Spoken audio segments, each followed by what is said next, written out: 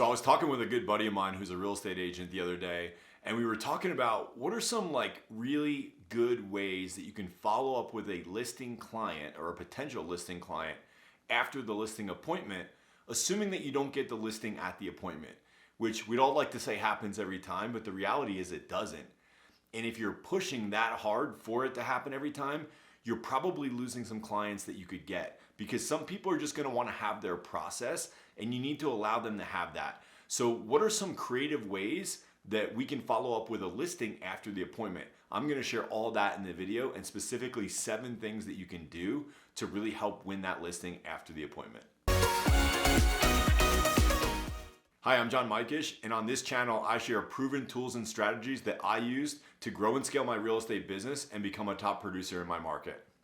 All right, so in this video, I'm going to share 7 specific things that you can do to win a listing after the appointment.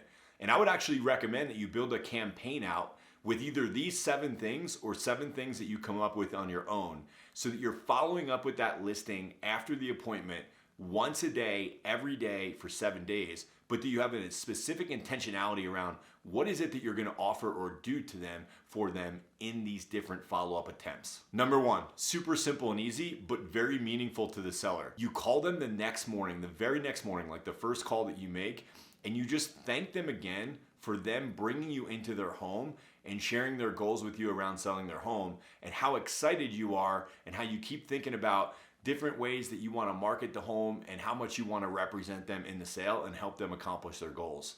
That one meaningful message makes you human and makes you real with them and not just a salesperson. And it goes a long way. Number 2, set up an MLS search for anything that would be relative to their property. So area, price point, features. You want to know if anything new comes on the market, or anything that's on the market goes under contract, anything that's on the market sells. You want that data, because all of that data and information could affect their list price, the value that they're ultimately going to get out of their home, and you want to be able to communicate that to them. So set up that search, make sure that you're notified immediately. Don't send it to them. Make sure you're notified immediately so that you have a reason to call them and follow up with them. Number 3, if you have a database, which I'm assuming many of you do and you should, do a reverse prospect amongst everybody in your database. So if you're generating buyer leads, who in that database might be a good fit for their property? If you can articulate and show them, hey, I got this huge database that I've been building for years, and I got, this many clients that are a potential fit for your home, and I can't wait to market and share this home, and soon as we know if it's coming soon, to these people to start finding a fit for your property before it even hits the market. Number 4, offer to get a contractor over there. In most cases, there's situations or there's things with the home that could either be updated, maybe something that needs repair, and they pointed out to you when you were walking around the home. Even very new homes, a couple years old, I find a lot of times they're like, oh, we need to repair this and we just haven't done it. So offer to get a contractor or a handyman out there to actually identify those items that need to be updated or repaired and put an estimate to it. Doesn't mean they have to do it, they're not committed to anything, but you'll have that so that if they are ready to move forward with that repair, they know what it is, there's clarity around that. Or if they're not gonna do it, at least when a buyer comes through, you can communicate that you've already got that issue addressed and you have a quote and you can share with them what it is. Because what I find is that most time the buyers overestimate what they think things are gonna cost. So if you have the concrete data there and you can show a quality repair for a good price, you can communicate that to them when that's time.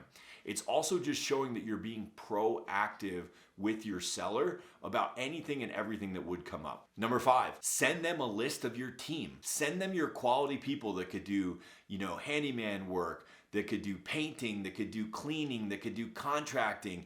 Anybody that they would need in order to maximize the sale of their home, go ahead and send them that list up front. Show them the value, show them that you have people at the ready that can help them, and you can be a good catalyst for them achieving all of their goals with the sale of this property. Number 6, I love this one. Offer to take them out and actually go tour the competing homes that are on the market. I use this strategy a lot when I feel like I need to get the house at a certain price and the sellers want to get a different price and we're not meeting eye to eye on that. One of the strategies you can do is say, hey, well, why don't we go out and tour our competition before we lock in on a price? Make sure that you guys feel firsthand what the competing properties are going to look like and feel like that the buyers are going to also be looking at. And then let's circle back around and come up with that price together. But this is also a great strategy if you're waiting on, hearing back, and trying to get the listing. Offer to get face-to-face with them again, and this is a real value add, to go see competing properties in the marketplace to make sure that they know how well they're going to be positioned when you market their property. And lastly, number 7, send them testimonials of clients that they would relate to. And by relate to, this could be, people that you just generally think they would connect with, or people that had a property just like theirs, maybe were in the same neighborhood as theirs. And here's the cherry on top. If you've got the relationship with your past client and you can get your past client to pull their cell phone out and shoot a quick video and say, hey, I loved working with so-and-so. They were great. They helped me sell my home. And they can shoot a quick video and text it to you. And then you can text that to the potential seller client. That is like gold.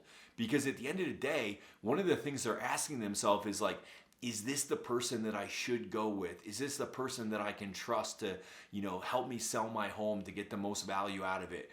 That's what they're going through. That's their inner dialogue. So if you can send them a testimonial video, they say a picture's worth 1,000 words. Well, a video's worth 10,000 words. And you can text that to them. That is the cherry on top. So these are hopefully these are some great creative ways to get you thinking. And hopefully if you don't already have one, you'll build out a follow-up plan that's super value added. Don't be one of these agents that's checking in. Nobody wants a checker in or honor. They don't want to feel that. They know you want their listing. They know that's how you make money.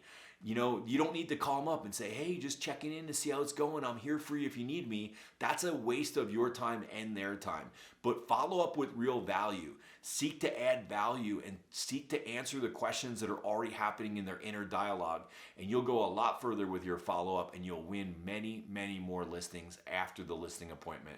Hope this was helpful for you. If it was, go ahead and click like and subscribe, and I'll be sure to share more content just like this with you in the future.